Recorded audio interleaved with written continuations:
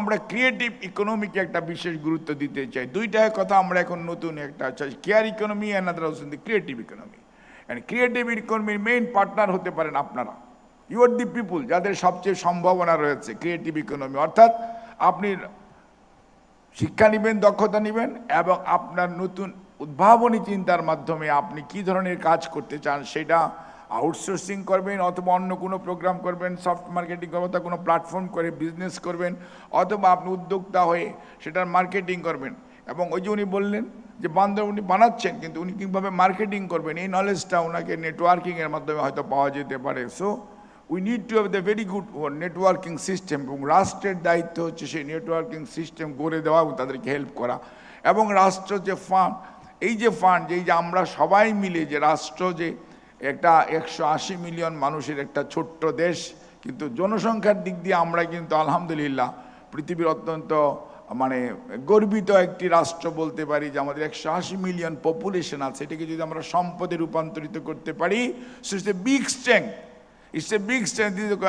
এটা atom bomb কোনো strength না। স্ট্রেংথ হচ্ছে this population, this trend population, the human resource what we have now. If we can train up them, yes, they can be the asset of our own country.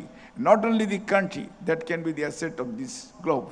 So we want to use them, and we want to build up them, and we are with you all the time. And don't কোনো অবস্থাতেই ভাবার কোনো কারণ নেই কে প্রধানমন্ত্রী, কে দেশ চালাচ্ছে এইটার বিষয় না। এই রাষ্ট্র আপনার, এই রাষ্ট্র আপনাদের, আমাদের সবার।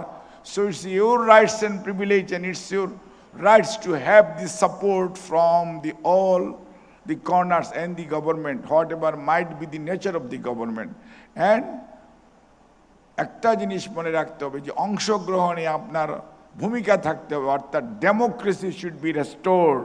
সো দ্যাট ডেমোক্রেসি যদি থাকে, you have got the voice, you have got the, এই ভয়েসটা যাতে থাকে এটার জন্য আপনাদের দায়িত্ব রয়েছে। কোনো অবস্থাতেই মনে করার কোনো কারণ নাই আমরা আজকে একটু চেয়ারে বসার সুযোগ পেয়েছি, সেবা করার সুযোগ পেয়েছি, এটা কন্টিনিউ হবে। No, we need to be on that side. So ওই যে আমরা যে আবার ওই সাইডে যেতে হবে, we need to answerable to you people. So এই তার পরবর্তীতে অ্যাগেইন ইউ উইল ডিসাইড আপনি কাকে চুজ করবেন। সো এই যে একটি অবস্থা, ঘুমিয়ে থাকলে হবে না, আপনাকে সজাগ থাকতে হবে অল অ্যালং। টিম্পেনিক মেমব্রেন কানের মধ্যে যেমন অল দি টাইম শব্দ শুনে, and you need to be vigilant, এবং আপনার ভিজিলেন্সই পারে এই দেশের ডেমোক্রেসিকে রেস্টোর করতে, এই অংশগ্রহণ প্রক্রিয়াকে আরও সহজ করতে, এবং আপনার অধিকার আদায়ের জন্য আপনার সচেতনতা অনেক অনেক আমাদেরকে এগিয়ে নিয়ে যেতে পারে।